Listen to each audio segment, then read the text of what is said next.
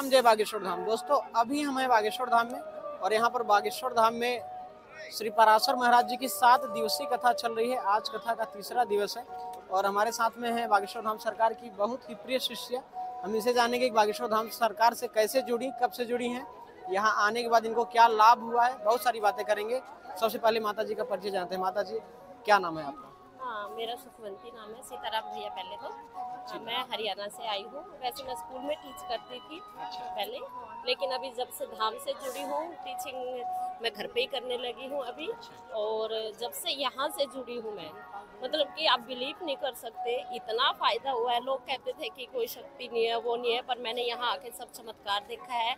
और यहाँ आने से पहले मैं भी कुछ ऐसी ही थी, नहीं मानती थी कि ये सब चीज़ें नहीं होती हैं। कोई कहता था कि कोई खिला पिला के कुछ नहीं कर सकता, लेकिन जब गुरुजी ने हमारा पर्चा बनाया तो वो सारी चीज़ें हमारी बता दी जो मुझे भी नहीं पता था डिटेल में। और यहाँ आने के बाद जो मेरे जेठ एक बार पहले जेठ थे जो मेरे एक्सपायर हो गए थे, वो तो गुरुजी ने बता दिया कि किसकी वजह से कैसे हुआ। और फिर भी थोड़ी घर में समस्याएं चल रही थी, लेकिन जहाँ जैसे जैसे मैं यहाँ आती रही, गुरुजी ने बोला था कि एक बार सारे परिवार को यहाँ पे लेके आओ, सब ठीक हो जाएगा। और वाकई में 15-20 दिन के अंदर अंदर हमारे घर में बहुत परिवर्तन हो गया और सब ठीक हो गए और बड़ी खुशहाली से रह रहे हैं अभी। पर्चा आपका बन गया है क्या? हाँ जी, मेरा पर्चा बन गया। कब बना था?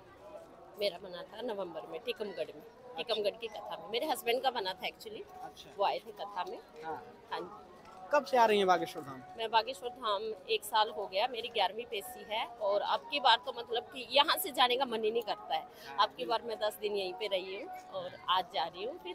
फिर आऊँगी, पूरी फरवरी रहूँगी और मार्च में बेटियों की शादी होगी तो उसमें भी आऊँगी, सेवा भी देती हूँ मैं।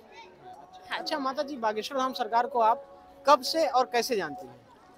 बस भैया फरवरी मार्च से, मतलब नवंबर में हमारा पर्चा बना था, उससे 1-2 महीने पहले मैं यूट्यूब पे देखती थी। वैसे मैं यूट्यूब पे ऑनलाइन पढ़ाती थी तो माइंड थोड़ा बर्डन में आ जाता था, स्ट्रेस होता था, वैसे देखती थी मैं। लेकिन गुरुजी जब बातें करते थे तो माइंड एकदम रिलैक्स हो जाता था। पहला तो मेरा यही पर्पस था, वही देखती थी। सिर्फ गुरुजी को देखते ही, बातें सुनते ही पूरा माइंड रिलैक्स हो जाता था। फिर पता नहीं धीरे धीरे मेरा मन करने लगा कि यहाँ पे जाऊँ। फिर मैंने सोचा कि अकेले इतनी दूर तो कोई जाने नहीं देगा। फिर मैंने मन ही मन में भगवान जी से प्रेरणा की कि हे गुरुजी, ये भगवान जी अगर वाकई में शक्ति है तो मेरे बिना बोले मेरे हस्बैंड को कुछ ऐसा करो कि वो खुद मुझे ये बोले कि चलो बागेश्वर धाम चले। अच्छा। और वाकई में ऐसा हुआ। मेरे हस्बैंड आर्मी में है। मैंने तो बोला नहीं उनको कि वहाँ चलेंगे, क्योंकि कोई मानता नहीं ना ऐसे। तो फिर पता नहीं उन्होंने खुद ही बोला कि हम लोग ना अब की बार बागेश्वर धाम चलेंगे। तो पहला तो ये रिजल्ट दिख गया भैया। फिर यहाँ आए और फिर तब से अलग अलग हो रहा है। अच्छा, बागेश्वर धाम से जुड़ने के बाद आपने बताया कि सोशल मीडिया के माध्यम से पहले आपने बागेश्वर धाम की वीडियोस देखा। हाँ। तो बागेश्वर धाम से जुड़ने के बाद, चाहे वीडियो देखने के बाद, आपके अंदर या आपके परिवार के अंदर कुछ परिवर्तन, कुछ बदलाव दिखा आपको? हाँ, बिल्कुल दिखा। क्योंकि मैं जिस सड़क से जाती थी, मेरे को वो स्कूल बहुत पसंद था, मेरे घर के नियर बाई था। मैं मन ही मन ये सोचती थी कि मैं कैसे भी करके स्कूल में लग जाऊँ। और बिना उसके रिज्यूम दिए तो कोई नहीं बुलाता, लेकिन मुझे खुद स्कूल वालों का कॉल आया, उन्होंने मुझे स्कूल में ज्वाइन भी कर लिया। अच्छा। ये भी हुआ। अच्छा, तो ये है बालाजी सरकार की भक्ति का हाँ, बहुत अच्छा। प्रभाव। हाँ।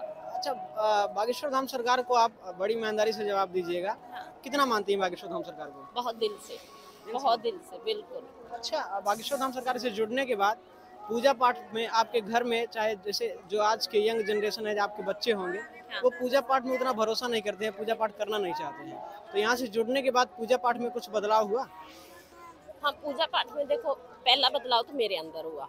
मैं नहीं करती थी, लेकिन यहाँ आई हूँ तब से मैं अब हनुमान चालीसा करती हूँ, सुबह शाम पूजा पाठ करती हूँ, मेरी बेटी को भी बोलती हूँ। और जो भी बच्चे मेरे पास ट्यूशन पढ़ने आते हैं, मैं सब बच्चों को हनुमान चालीसा जरूर बोलती हूँ कि रात को, सुबह को, शाम को जरूर पढ़ो, क्योंकि तुम्हारा रिजल्ट अच्छा आएगा। और वाकई में उनके पेरेंट्स कहते हैं कि हमारे बच्चे हमारा कहना नहीं मानते, लेकिन हनुमान चालीसा जरूर पढ़ते हैं आपके कहने से। तो मैं यही चाहती हूँ कि सारे बच्चे वो भी पढ़े, क्योंकि इसमें वाकई में कोई वो तो है नहीं, धोखाधड़ी नहीं है, कोई तंत्र मंत्र का कुछ है नहीं। तो ये तो आदमी में खुद में बदलाव हो रहा है तो अंदर से, क्योंकि हनुमान जी तो बहुत बुद्धिमान रहे हैं, तब हम उनकी पूजा करेंगे तो हमें भी तो असर मिलेगा ना। सही बात। हाँ जी। अच्छा, आप पेशे से एक टीचर हैं, शिक्षिका हैं, हाँ जी। तो बागेश्वर धाम सरकार से यूथ बहुत ज़्यादा कनेक्ट हो रहे हैं, जो हम जैसे लड़के हैं, नौजवान हैं, वो बागेश्वर धाम सरकार से बहुत ज़्यादा संख्या में जुड़ रहे हैं। और अच्छी भी बात है, जुड़ना भी चाहिए। जो लोग युवा क्या होते हैं, पूजा पाठ में बहुत कम भरोसा करते हैं, पूजा पाठ करना भी नहीं चाहते। नहीं, एक्चुअली वो क्या है कि भैया हम थोड़ा सा पढ़ लिख के ये सोचते हैं अरे ये पूजा पाठ थोड़ा सा नीचे लेवल का हो गया, लेकिन उनको ये नहीं सोचना चाहिए। देखो हम सनातन धर्म में जो शक्ति है वो हमें बुकों में इतना पढ़ाया नहीं जाता, हमें एक अलग से बुक लगानी चाहिए जो स्कूलों में पढ़ाए कि सनातन धर्म का प्रचार होना चाहिए, सनातन धर्म बहुत उच्च है। इस चीज़ की अगर हम नॉलेज देंगे, अब जैसे बच्चों को ये पता है कि इंग्लिश पढ़ने से हमें नौकरी मिलती है, तो ऐसे ही अगर उनको धार्मिक पुस्तकें पढ़ाई जाए तो उनको ज्ञान होगा कि हाँ हम हमारे सनातन धर्म में बहुत पावर है, बहुत शक्ति है। तो ये चीज़ें बतानी चाहिए स्कूल में। मैं तो स्कूल में बच्चों को भी बताती हूँ और जो मेरे पास पढ़ने आते हैं मैं उनको भी बताती हूँ। और वाकई में जो बच्चे घर पे शैतानी करते मानते नहीं है उनमें थोड़ा बदलाव है हनुमान चालीसा पढ़ने से। अच्छा, गुरुजी का एक एजेंडा है मुख्य रूप से, आप सभी को पता है, सभी जानते हैं जो गुरुजी को मानते हैं, जानते हैं कि गुरुजी हर जगह बोलते भी हैं एकदम, कोई ये नहीं है कि कोई जानता नहीं, किसी से छिपा नहीं है।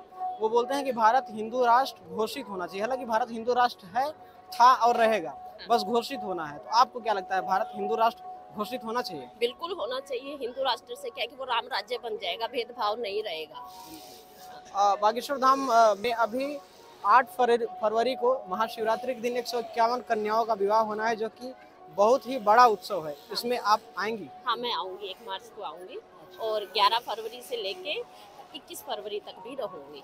फिर बीच में थोड़ा सा बेटी छोटी है इसलिए जाना पड़ेगा, हस्बैंड आर्मी में है तो थोड़ा घर भी संभालना पड़ेगा। नहीं, यहाँ से जाने का तो मन ही नहीं करता है। मन तो ये करता है कि बस हमेशा यहीं रहो, धाम पे ही रहो, यहीं सेवा करते रहो, गुरु जी को देखते रहो। गुरु जी को देखते तो बस एनर्जी आ जाती है। तो अभी मैं 2 बार दर्शन कर चुकी हूँ, पर अभी भी खड़ी हूँ कि एक बार और दर्शन हो जाए जाने से पहले। चलिए, ज़्यादा परेशान नहीं करेंगे माता जी को। बहुत बहुत धन्यवाद हमसे जुड़ने के लिए। और जितने भी सच्चे सनातनी हमारी इस वीडियो को देख रहे हैं, आप सभी से निवेदन है, रिक्वेस्ट है हमारा कि रोज स्नान करने के बाद कम से कम 3 बार हनुमान चालीसा पाठ अवश्य पढ़ें और अपने घर के छत पर श्री राम नाम का पताका जरूर लहराएं। अगर आप सच्चे सनातनी हैं तो ये मेरा 2 काम, छोटा सा काम जरूर करिएगा। जय बागेश्वर धाम, जय श्री राम। सीताराम, सीताराम। धन्यवाद, धन्यवाद।